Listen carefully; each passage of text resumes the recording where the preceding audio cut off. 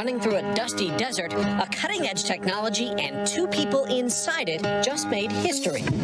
3, 2, 1, launch.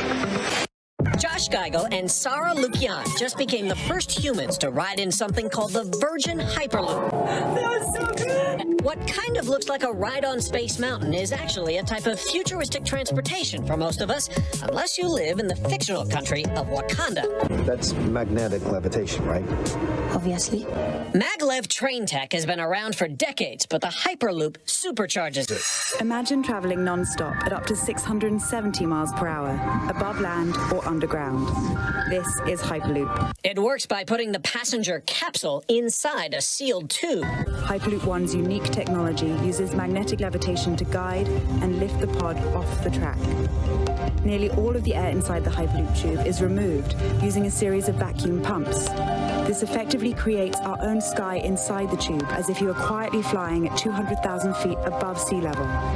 This reduces drag so only the smallest amount of electricity is needed to achieve extraordinary speeds. The company says the Hyperloop would drastically cut the travel time between cities from hours to minutes. For Los Angeles, Las Vegas, you're looking somewhere between about 30, 40 minutes. Top speed on that might be in excess of about 500 miles an hour.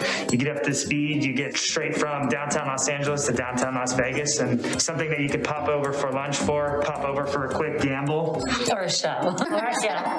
GIFGEL, the company's chief technology officer, and Luchian, the director of passenger experience, were the willing guinea pigs. It's a bit like an aircraft taking off on the runway. We went fairly fast, so the last test we went about 107 miles an hour. The biggest thing that you noticed is Sara and I didn't walk into the vehicle in spacesuits. We're not astronauts. We're not astronauts. We walked in and closed like this. We got in, we sat down, and most importantly, we got out. The company also has to convince future customers they are safe, confined in a sealed tube at high speeds, with occasional noise and shaking.